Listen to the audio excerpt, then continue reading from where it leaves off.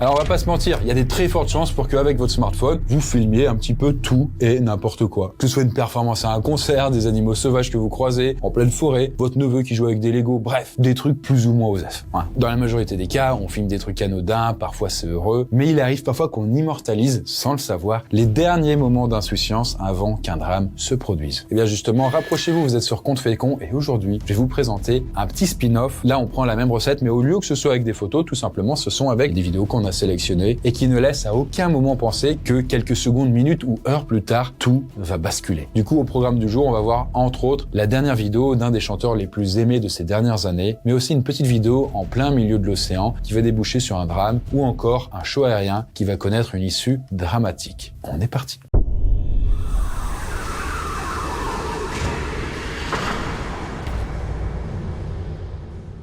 Alors là, on va garder nos habitudes et on commence par une petite histoire qui concerne une célébrité. En fait, là, sur cette vidéo que vous voyez, la personne qui nous intéresse, elle est au centre. Voilà, quoi. Et si vous l'avez pas reconnu, en fait, c'est Chester Bennington, qui est le chanteur iconique du légendaire groupe Linkin Park. Et du coup, il y a rien dans cette scène qui laisse à penser au pire. Là, on a affaire à un petit moment en famille, comme vous le voyez. Ils ont l'air de profiter, mais évidemment, on se dirige vers un drame. Et en fait, là, c'est la dernière fois dans cette vidéo qu'on voit Chester tout simplement vivant. Parce qu'en effet, moins de 2 jours plus tard, en fait, le chanteur de Linkin Park s'est ôté la vie en se pendant. Là, les autorités ont logiquement conclu à un par pendaison. Suite à ça, les rapports toxicologiques ont révélé que quelques petites traces d'alcool dans son organisme. Donc, a priori, il n'y avait pas de drogue ou de médoc. En fait, bon, faut le savoir, mais Chester Bennington, il avait des démons depuis de nombreuses années, et ça, c'était un secret pour personne. Mais il y avait quand même un dernier gros cap, on va dire, à franchir, et c'était pour lui de s'ôter la vie. Alors, c'était pas un secret, notamment parce qu'il en parlait aussi dans ses propres chansons, mais il était dépressif, il avait subi des violences, mais le déclencheur chez lui, pour cette fin horrible et ultime, ça a été le de son meilleur ami et son mentor, Chris Cornell, qui était musicien de renom. Et ce dernier s'était également pendu comme Chester, et c'était le 18 mai 2017, 2 mois plus tôt. Et là, du coup, comme un symbole, on peut dire ça comme ça, le chanteur de Linkin Park s'est ôté la vie le jour où Chris Cornell aurait dû fêter son anniversaire. Alors du coup, du côté de son groupe, ça a évidemment mis un coup d'arrêt au groupe qui venait là de sortir d'ailleurs son dernier album, One More Light, seulement 2 mois plus tôt. D'ailleurs, quelques jours après le décès de Chester, le groupe publie une longue lettre sur son site officiel. Bon, bien évidemment, les membres du groupe sont inconsolables, mais ils soulignent surtout l'impact qu'a eu Chester pour des millions, voire des dizaines de millions de fans. Bon, à ce moment-là, on comprend que le futur de Linkin Park est plus qu'incertain. D'ailleurs, Rob Bourdon, qui est le batteur du groupe et qui est présent dans le groupe depuis le début, décide par exemple de se mettre en retrait de la musique suite à ça. Et puis finalement, vous voyez, des années finissent par passer et certains membres sont plus actifs que d'autres, en solo. Et d'ailleurs, aujourd'hui, il se murmure même qu'un retour de Linkin Park est à prévoir. Quand l'idée de prendre une nouvelle personne a germé, on a eu beaucoup de questions. Un chanteur, une chanteuse, quelqu'un de plus âgé que nous, quelqu'un de plus jeune que nous, quelqu'un de notre âge, quelqu'un qui ressemblerait beaucoup à Chester, quelqu'un qui ne lui ressemblerait pas du tout. Les options étaient nombreuses. On a essayé plusieurs choses, on a invité plusieurs personnes en studio, et je pense que plus nous travaillions avec Emily en particulier, plus nous nous disions ok, elle est vraiment talentueuse. On avait tous l'impression qu'elle n'avait pas encore atteint son plein potentiel depuis qu'elle chantait, c'est-à-dire depuis presque aussi longtemps que nous. Et finalement, du coup, ce sera en septembre 2024, plus de 7 ans après le décès de Chester, que le groupe Linkin Park annonce que ce sera Emily Armstrong qui va rejoindre le groupe et qui sera du coup chanteuse. Depuis, d'ailleurs, le groupe a sorti un album avec sa nouvelle chanteuse et il continue de remplir d'énormes salles de concert et aussi de nombreux stades partout dans le monde. Et aujourd'hui, c'est important à le signaler, avec autant de succès et d'impact visiblement qu'à l'époque de Chester. Alors là, pour cette nouvelle histoire, on traverse la Manche et on file à Londres, et plus précisément dans le quartier de Croydon, en septembre 2023. Là, je vais vous parler en fait d'une jeune fille, Eliane Andam, qui est une lycéenne de 15 ans. C'est cette fille qu'on voit là. Et du coup, elle est décrite par ses proches comme brillante, pleine de vie, avec une grande gentillesse. Et ce jour-là, le 27 septembre, Eliane fait ce que des millions d'ados font quotidiennement, elle se filme, voilà. D'ailleurs, c'est une courte vidéo qui est filmée par elle-même avec son téléphone. Et à ce moment-là, elle est en route pour le lycée et vêtue de son uniforme. Et vous le voyez, la vidéo est assez anodine, Voilà, elle raconte un petit peu sa life et tout. Mais ça, c'est sans le savoir, la dernière image et vidéo qu'on aura d'elle, vivante. Puisque quelques minutes plus tard, une horreur va se produire. Là, à ce moment-là, Eliane, elle est alors avec 2 amis quand un jeune homme, Hassan Santemou, qui est alors âgé de 17 ans, s'approche d'elle. En fait, faut vous le dire, mais Hassan, c'est l'un des ex d'une des amies d'Eliane. Et il vient à la rencontre du groupe pour rendre des affaires à cette fameuse ex. Alors bon, les détails précis sont un peu flous, mais une fois les affaires récupérées par Eliane et son amie, il semblerait qu'elles aient commencé à rigoler. Peut-être pour se moquer un peu de lui, quoi. Sauf que petit problème de taille, c'est que Hassan est à ce moment-là armé d'un couteau. Il va alors se lancer à la poursuite des filles et en priorité d'Eliane. Là, la lycéenne se fait rattraper et elle est alors poignardée au niveau du cou et de la poitrine. Bon, les secours sont immédiatement appelés, mais malgré tous leurs efforts, elle est déclarée morte sur les lieux du drame moins d'1 heure plus tard. Et Hassan Santemou, quant à lui, est rapidement arrêté. En fait, il avait quitté les lieux du crime après avoir poignardé la jeune fille, mais il s'était fait attraper alors qu'il avait toujours le couteau, quelques dizaines de minutes plus tard. Et à ce moment-là, c'est ça qui est intéressant dans notre cas, c'est que l'affaire, elle a rapidement fait tout le tour du pays et elle a secoué tout le Royaume-Uni. Parce que, en fait, à ce moment-là, à cette époque, c'est une énième attaque au couteau dans les rues de Londres. Suite à ça, une veille est organisée le 4 octobre 2023, une semaine après son décès, et des milliers de personnes sont venues lui rendre hommage. D'ailleurs, l'un des plus gros rappeurs anglais, Stormzy, qui est originaire de Croydon, s'est joint aux personnes en deuil et il s'est tenu aux côtés de la famille d'Eliane. D'ailleurs, petite anecdote par rapport à l'histoire précédente, mais Stormzy avait fait un feat avec Linkin Park sur le dernier album avec Chester, avant que du coup il mette fin à ses jours. Bon, en tout cas, lors du procès d'Hassan Santemou, la défense a essayé de minimiser sa responsabilité en le faisant passer pour quelqu'un d'instable mentalement, quoi. Mais le jury n'a pas été convaincu par l'argument et il a été établi qu'il avait clairement une intention de nuire, voire même de tuer. Alors non seulement parce qu'il portait une arme, mais surtout à cause de la violence de son attaque. Eliane était tout pour moi. C'était la fille la plus gentille et la plus aimante que je pouvais rêver d'avoir. Elle aimait profondément, elle adorait chanter. Notre maison était remplie de sa musique, de ses rires, de son énergie. Il y avait toujours de la chaleur et de la joie quand Eliane était là. Maintenant, la musique s'est arrêtée, les rires ont disparu. Et il ne reste plus qu'un silence assourdissant qui résonne dans ma vie. Santemou l'a assassiné de la manière la plus humiliante qui soit, en plein jour, sans pitié, sur le sol, alors qu'elle implorait pitié. Il est parti sans le moindre remords, comme si sa vie n'avait aucune valeur. Et ainsi, en février 2024, Hassan est reconnu coupable de meurtre après seulement quelques heures de délibération. C'est très rapide. Et il a été condamné à la réclusion criminelle à perpétuité, avec une peine de sûreté minimale de 23 ans.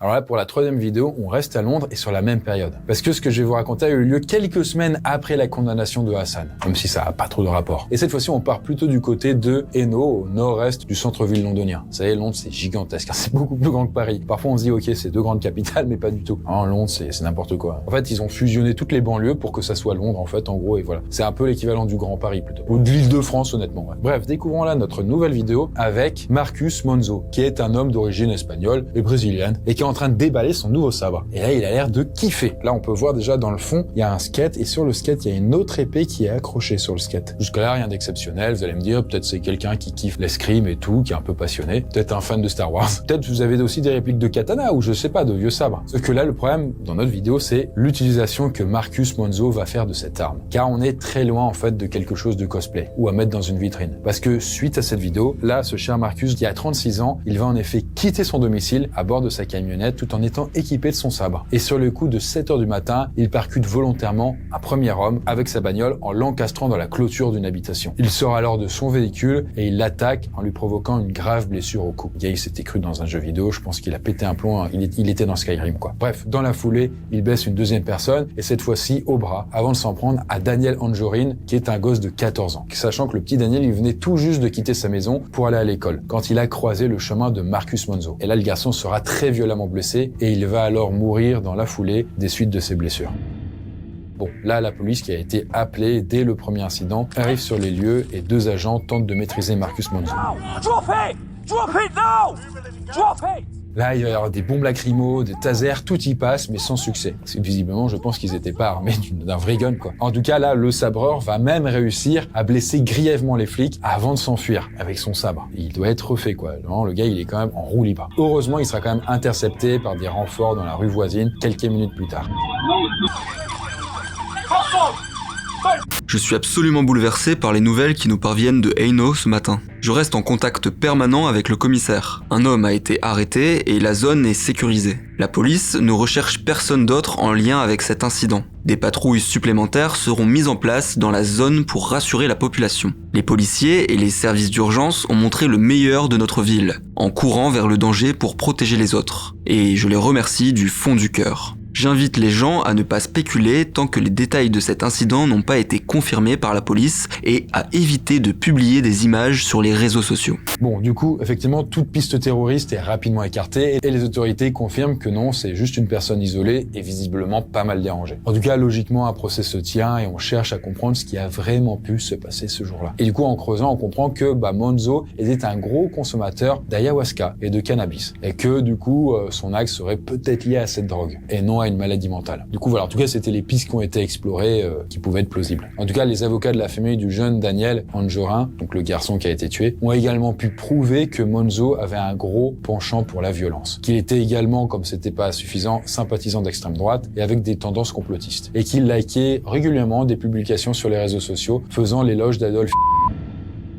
Du coup, voilà, le tableau parfait pour un homme sain et équilibré. Bref, il est finalement reconnu coupable du meurtre déjà du jeune Daniel, mais aussi de 3 chefs de tentative de meurtre et de coups et blessures volontaires avec intention de causer des lésions corporelles graves. Finalement, il est condamné à la prison à vie avec une peine de sûreté minimale de 39 ans. Et c'est là où justement, du coup, ça m'interroge là quand on parle justement de prison à vie. Pourquoi le gars, il sort de prison à un moment? J'avoue que ça, je ne comprends pas. Du coup, je sais pas. Il doit y avoir une bonne raison. Néanmoins, dans ma logique, c'est que quand t'as ôté la vie à quelqu'un et que t'as essayé de buter d'autres, bah le minimum c'est que tu restes en tôle jusqu'à la fin de tes jours, dans la mesure où il y a plus de peine de mort, quoi. À quel moment du coup on a envie de libérer un tel personnage dans la nature? Je pense que ça rassurerait personne. Bon, écoutez, moi je sais pas, du coup je suis en perplexité par rapport à tout ça, donc n'hésitez pas à réagir du coup dans les commentaires et me donner votre point de vue. Là, pour cette 4e vidéo, on file en haute mer, on s'attaque directement avec la vidéo qui nous intéresse. Et du coup, sur cette vidéo, on voit une jeune fille qui se filme et qui montre en arrière-plan un sous-marin qui s'apprête à explorer l'épave du Titanic. Juste là, elle a l'air refaite. Et le sous-marin en question, c'est le Titan, qui a un petit submersible qui appartient à l'entreprise OceanGate. Et du coup, 5 personnes se trouvent à bord, que voici. Et là, quand même, on parle de personnes qui sont riches, même très très riches. Du coup, en fait, la plupart, ils étaient habitués à des explorations extrêmes. Par exemple, Hamish Harding, lui, il s'était rendu dans l'espace à bord de la fusée New Shepard de Blue Origin. Donc, les extrêmes, il les connaissait. Et Paul-Henri Nargeolet, de son côté, c'était qui faisait partie du coup du Titan, c'était un océanaute français qui comptait 34 plongées de l'épave du Titanic. Et la première, ça remontait à 87. Donc, voilà, c'était une de plus, quoi. Sauf que le 18 juin 2023, quand cette vidéo sera prise, ce sera, du coup, sa dernière. Et en fait, là, ce qu'il faut savoir, c'est que tous les feux n'étaient pas ouverts pour cette plongée. Parce que le Titan, donc le sous-marin, il avait déjà connu quelques petites avaries dans le passé. Mais bon, néanmoins, l'équipage a décidé de se lancer à l'aventure avec comme commande principale une manette Logitech trafiquée. Ça faisait le taf, apparemment. Et voilà, c'était avec ça qu'il conduisait le sous-marin. C'était un peu gamifié, quoi. Bref, en tout cas, la plongée débute à 9h30, sauf que vers 11h15, le contact est rompu.